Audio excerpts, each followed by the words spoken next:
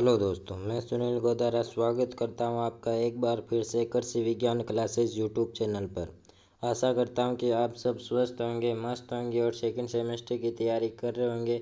जैसा कि हमारी एक सब्जेक्ट है सेकंड सेमेस्टर में जिसका टाइटल है पर्सनालिटी डेवलपमेंट, उसकी हमने 12 क्लासें कंप्लीट कर ली है और उसकी आज क्लास नंबर रहने वाली है 13। और आज का ये जो पर्सनल डेवलपमेंट है सब्जेक्ट है, इसका ये लास्ट टॉपिक है जिसका नाम है perception and attribution factor affecting perception and attribution theory. यानी इस क्लास में हम जो धारणा होती है, जैसे आपका किस समय क्या मूड होता है या किसी समय आपका मूड ऑफ होता है, किसी समय सही होता है, उसके बारे में यानी धारणा और धारणा को प्रभावित करने वाले कारक और धारणा की विशेषता और जो आत्मरोपण सिद्धांत है वह सब हम आज की क्लास में पढ़ने वाले हैं। इससे पहले यदि आप इस चैनल पर नए हैं और आपने अभी तक चैनल को सब्सक्राइब नहीं किया है तो चैनल को सब्सक्राइब कर दें और बेल आइकन को प्रेस कर दें। चलिए तो आज की क्लास शुरू करते हैं। आज का टॉपिक रहने वाला है धारणा और उसकी विशेषता, उसको प्रभावित करने वाले कारक और आत्मरोपण सिद्धांत, जिसमें सबसे पहले हम जानेंगे धारणा क्या होती है। धारणा का मतलब है हम अपनी इंद्रियां जैसे आँख, कान से दुनिया को कैसे समझते हैं और अनुभव करते हैं। इन धारणा का क्या मतलब होता है कि आप जैसे किसी वस्तु को देख रहे हैं या किसी घटना को देख रहे हैं तो आप उसे कैसे समझेंगे या उसके प्रति क्या आपकी जो रिप्लाई होगा वो कैसा होगा या अनुभव कैसा होगा, ये धारणा होती है। ये इंद्रिय संकेतों को समझने की मानसिक प्रक्रिया है। यानी जो हमारे इंद्रिय संकेत होते हैं उनको समझने की मानसिक प्रक्रिया है। जब आप किसी को मुस्कुराते हुए देखते हैं तो आप सोचते हैं कि ये वह दोस्ताना है। यानी यदि आप किसी रास्ते से जा रहे हैं और या किसी व्यक्ति को आप उसकी उसकी तरफ देखते हो तो वह हल्का आपसे मुस्कुराता है तो आपको लगता है कि हाँ, ये आदमी, इसका व्यवहार अच्छा है, इससे हम बात कर सकते हैं। और जो यदि आप किसी की तरफ देख रहे हो वह गुस्से से आपकी तरफ देख रहा है तो आप उससे बात ये सोचेंगे ये तो बड़ा गुस्सालू है, इससे बात नहीं करते हैं। और अब हम पढ़ेंगे धारणा की विशेषता क्या क्या होती है। इसमें पहला आता है सब्जेक्टिव यानी व्यक्तिपरक, हर व्यक्ति की धारणा अलग होती है। दूसरा दूसरा आता है चयनात्मक यानी हम उन्हीं चीज़ों पर ध्यान देते हैं जो हमें महत्वपूर्ण लगती है। यानी यदि आप किसी रास्ते से जा रहे हैं तो आप उन्हीं चीज़ों पर ज़्यादा गौर करेंगे या ज़्यादा ध्यान केंद्रित करेंगे जो आपको महत्वपूर्ण लगती है। और अगला है संगठित यानी ऑर्गेनाइज्ड, हमारा मस्तिष्क जानकारी को एक पैटर्न में व्यवस्थित करता है। अगला आता है अनुभव से प्रभावित, हमारे पुराने अनुभव हमारी वर्तमान धारणा को बनाते हैं। और अगला आता है भावनाओं और विश्वास विश्वास आधारित, यानी हमारा मूड, भावना और विश्वास ये तय करते हैं कि हम चीज़ों को कैसे देखेंगे। यानी जो हमारा मूड होता है या जो हमारा विश्वास होता है वह यह तय करता है कि हम किसी वस्तु या किसी चीज़ को किस किस दृष्टि से देखते हैं या क्या उसके प्रति भावना रखते हैं। अब हम पढ़ेंगे जो धारणा को प्रभावित करने वाले कारक है वो कौन कौन से हैं। सबसे पहला आता है जो व्यक्ति पर निर्भर करते हैं यानी प्रिसेप्शन रिलेटेड फैक्टर, जिसमें पहला आता है मोटिवेशन यानी प्रेरणा, हमारी इच्छाएं और ज़रूरतें हमारी धारणा को प्रभावित करती है।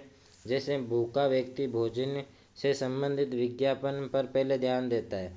यानी यदि कोई भूखा व्यक्ति है तो उसको बड़ी गाड़ियाँ या कुछ भी अन्य चीज़ें दिखाओगे तो वो उन पर ज़्यादा ध्यान केंद्रित नहीं करेगा। वह ज़्यादा ध्यान केंद्रित किस पर करेगा, वो भूखा है तो भूख मिटाने वाली चीज़ें जैसे खाना पानी, इन पर ज़्यादा ध्यान केंद्रित करता है। अगला है विश्वास, हम जिन बातों पर विश्वास करते हैं वही ज़्यादा दिखती है। यानी आपको ज़्यादा जिन बातों पर विश्वास है वही आपको ज़्यादा दिखेगी। अगला आता है पूर्व अनुभव यानी हमारे पुराने अनुभव आज की सोच को प्रभावित करते हैं। और भावनाएं और मूड, यानी अगर आप खुश हैं तो चीज़ें आपको अच्छी लगेगी। यानी यदि आपका मूड अच्छा है और आप खुश हैं तो आप किसी चीज़ को देखेंगे तो वो आपको अच्छी लगेगी। और यदि आप सैड मूड में और आप खुश नहीं हैं तो आपको कितनी अच्छी चीज़ आपको दिखाए तो भी वो चीज़ आपको अच्छी नहीं लगेगी।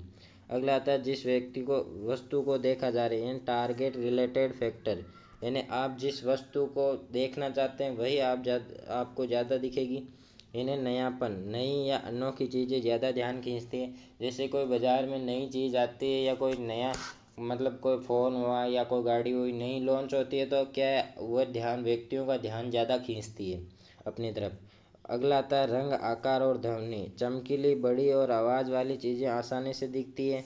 गति, हिलती हुई चीज़ें जल्दी ध्यान खींचती है। यानी कोई चीज़ है जो आपके सामने लगातार हिल रही है तो वो आपको ज़्यादा ध्यान केंद्रित करेगी, यानी आपका ध्यान उस तरफ आकर्षित ज़्यादा करेगी। अगला आता है, अब हम पढ़ेंगे परिस्थिति से जुड़े हुए कारण, जिसमें पहला आता है टाइम। दिन या रात के समय अनुसार धारणा बदलती रहती है। दूसरा आता है वर्क प्लेस ऑन और इन्वायरमेंट, यानी जो आपका वातावरण होता है वह भी आपकी धारणा को प्रभावित करता है।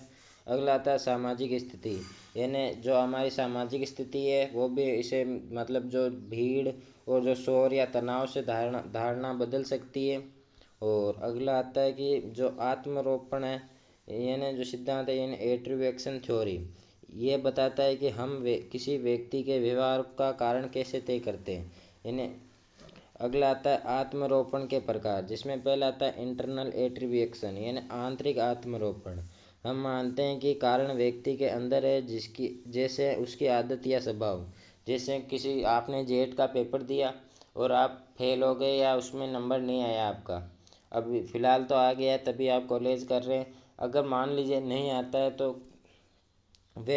हम कहेंगे कि वह फेल हुआ क्योंकि वह आलसी था, क्योंकि आप आलसी थे, आपने पढ़ाई नहीं की इसलिए फेल हुआ। और दूसरा क्या कहता है कि हम इसलिए फेल हो गए क्योंकि पेपर ही हार्ड था। और दूसरा था बाहरी आत्मारोपण, यह हम मानते हैं कि कारण बाहर है, जैसे परिस्थिति या किस्मत। जैसे वह फेल हुआ क्योंकि परीक्षा कठिन थी। अगला आता है आम आत्मरोपण की गलतियाँ, जिसमें पहला आता है फंडामेंटल एट्रीब्यूशन एरर, यानी हम दूसरों की गलती को उनकी आदत मान लेते हैं, परिस्थिति को नहीं। यानी जो दूसरे कभी गलती करते थे हम कहते हैं कि ये तो इसकी आदत ही है, हमेशा ये गलती करता है। जैसे वह लेट आया क्योंकि वह लापरवाह है, लेकिन शायद वह ट्रैफिक में फंसा था। यदि कोई व्यक्ति अपने समय से कहीं मतलब कॉलेज या स्कूल लेट जाता है तो टीचर क्या सोचता है कि शायद ये लापरवाह इसलिए लेट आया, लेकिन कुछ अन्य कारण भी हो सकता है जिसके कारण वह लेट हो गया हो। अब हम पढ़ेंगे सेल्फ सर्विंग बियास, यानी हम सफलता का श्रेय खुद को देते हैं और असफलता का दोष दूसरों को देते हैं। मैं पास हुआ क्योंकि मैं मेहनती था, मैं फेल हुआ क्योंकि पेपर मुश्किल था। यानी यदि आप सफल होते हैं तो खुद को श्रेय देते हैं कि मैं मेहनती हूँ, मैं दिन रात पढ़ता हूँ इसलिए मेरा सिलेक्शन हुआ। वहीं आपका यदि असफल हो गया, आपका सिलेक्शन नहीं हुआ, तो आप कहेंगे कि ये नहीं कहेंगे कि मैंने पढ़ाई नहीं की इसलिए मेरा सिलेक्शन नहीं हुआ, आप ये कहेंगे कि पेपर ही हार्ड था इसलिए मेरा सिलेक्शन नहीं हुआ।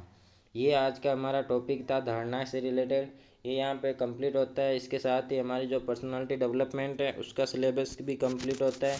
आशा करता हूँ कि जो हमारी 13 क्लासें हुई है वह सभी क्लासें आपने देख ली होगी। यदि आपने नहीं देखी है तो आप जो कृषि विज्ञान क्लासेज यूट्यूब चैनल है इसकी प्लेलिस्ट में जाकर भी देख सकते हैं और साथ ही इसके नोट्स भी बना सकते हैं। और कल से हम नई सब्जेक्ट की तैयारी करेंगे और उसकी क्लासें लगाएंगे। तब तक के लिए धन्यवाद। जय जवान जय किसान।